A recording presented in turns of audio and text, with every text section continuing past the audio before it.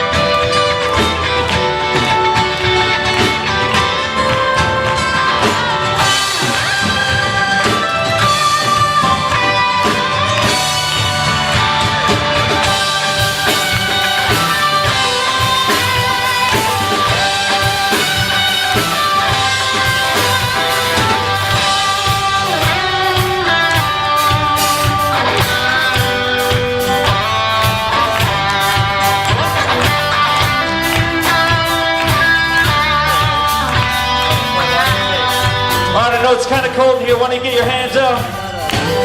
It'll warm you up.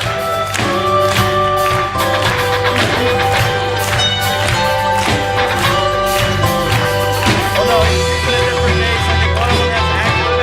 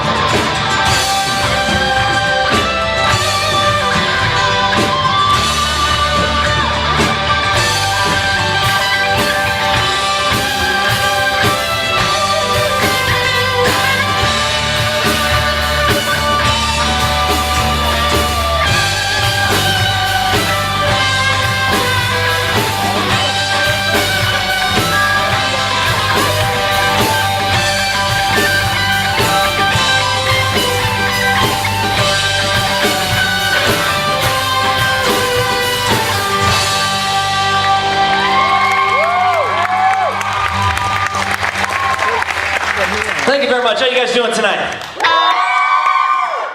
Who here loves Christmas? I love this time of year. My mom actually asked last night, or I heard her today asking Tess if I'm sick of Christmas music yet, because the songs you're hearing tonight are off this CD that I just released called A Carol, and I started recording this in July, so I've been playing Christmas music since July, which is even earlier than Chris Stanek has been listening to music, and that's saying a lot. What, Columbus Day? Columbus Day is her starting period, and I had her beat by 2.5 whole months. Three months, I can count. July, 3 months. All right, so yes, I love Christmas music, and it's a great honor to be back here with you guys, and we're gonna keep playing some music with you if that's all right. So I'll introduce the band here in a couple of minutes, but I'm telling you to start the next song. Hi, band.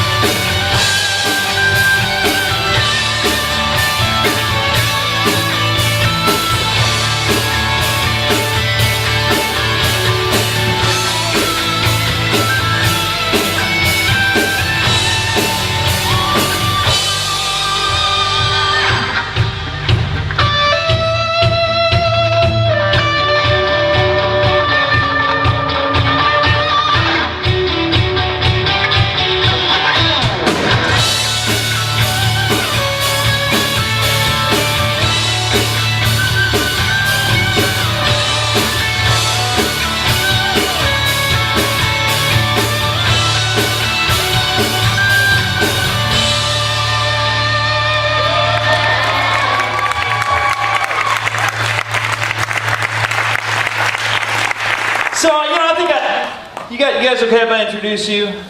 They fine with that? This is my Make-A-Wish Foundation band. They're college students. They're poor, and I'm basically trying to keep them fed by bringing them with me on the road. So, this is Mark on bass. Mark's in grad school because his undergraduate major was in history, and he can't do anything with it. So he's now, it's a true story. It's a true story. So now he's back into grad school. And then I majored in music. I also can't do anything with that. The smart one in the band is Brian, who's majoring in radiography. Something important, something to do with x-rays, and we all need them. So he's going to make money and support the band when he graduates. So I like that. And then, my name's Ben, but you guys know that. And the fourth member of the band, which you can't see, we tour with the Steve Jobs Tribute Orchestra, also known as our iPhone, that plays the orchestra. Now, I'm not playing all the string parts on guitar. And so we were trying to think of a band name, because that's really important in your band. And Jen Youngstead sent me this wonderful text about the advertisement FOF was running. The band's going to be here Sunday morning, leading worship. It's going to be a lot of fun. And the advertisement they were running for a while was, come this Sunday, Benjamin Denen and White Elephant. So I didn't know what that meant. Jason said something about this band's getting larger on stage a second ago, and this is definitely true. I don't know if he's trying to make a statement about that, but essentially we decided, hey, we formed at Christmas time. The name of the band is Ben Denen and White Elephant. So thank you for that. The next song we're going to do, I think, is a song I wrote. Is it One Christmas? I don't have my set list in front of me. Okay, good. The CD that is available in the back for $10. My lovely wife will be manning it if my son allows her to. That's the back of it. You probably want to see the front. So that is available back there. You can also get it on iTunes and all those fun places. Had a lot of fun recording it. And this song that I'm about to do is a song that I wrote. I composed for the album. And yeah, I'll tell you about it a little bit when I get done. I'll kind of explain where kind of God led me with this. But just enjoy.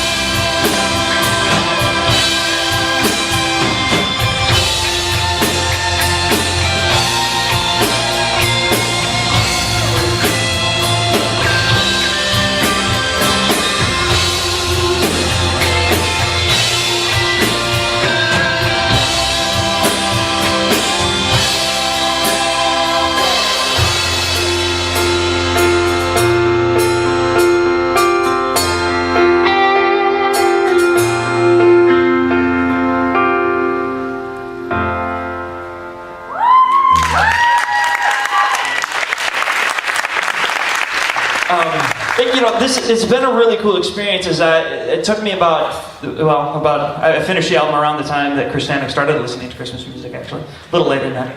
But I spent a lot of time working on this album, and I didn't this wasn't just playing songs so I could sell a CD. It was really cool how God used it. I went through a period, I'm still going through a period of transition in my life, and I found as I was recording the songs, I knew I wanted to do a lot of the traditional sacred carols, and as I was kind of picking through which ones I wanted to do, I was drawn to a very specific type of song. And one of the things that I found is that, here in America we celebrate Christmas as the super happy, cheerful time of year, and that's a good thing, it's a great thing. But when you start listening to a lot of these original carols, there's a lot of longing in them, there's a lot of tension in these songs, and not just in the lyrics. And as I undertook this as an instrumental album, you hear it and you feel it in the moving passages in the music, and it really related to me. And to make a very long story short, one of the things that I found repeated in this kind of experience was this idea of hope.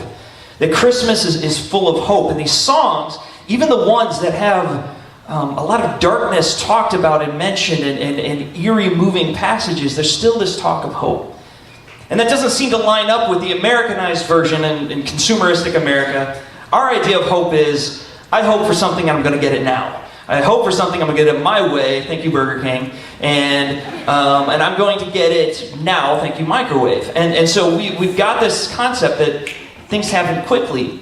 And again, to try and sum this up, I don't know, through a long variety of circumstances, I was kind of drawn to the story of Joseph, a guy in the Bible we know very little about. The Joseph, Jesus' stepdad. And we don't get to know a lot about him, but one of the things that kind of struck me was that, Joseph's life was basically destroyed by Christmas Day. By Jesus coming and all of this happening, he had to live his life on the run. But he had to do a lot of things different. And I wonder, it probably didn't end up the way he originally intended for his life. But we know he stayed devout. The other thing that we know about him is that he didn't get to live long enough, or at least we believe, to see Jesus in ministry, to see Jesus die and raise from the dead. So he had to cling to this hope, then live the rest of his life, never really getting to see the true fulfillment of that. And what that kind of reminded me of, this sounds depressing, actually, but the really cool thing about the hope that God gives us is that it isn't instant all the time.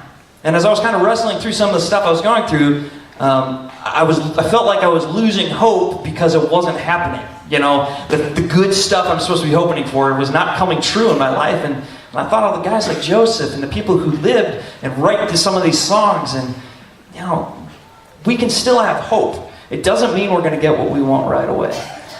It doesn't mean that life is always going to feel happy, but it can feel joyful. And our faith, as the Bible tells us in Hebrews, is the assurance that what we hope for is going to come true. And this time of year at Christmas, I think for me personally, as I worked through this, it was just a great reminder that life isn't going to be perfect. We may have to flee to Egypt for a while.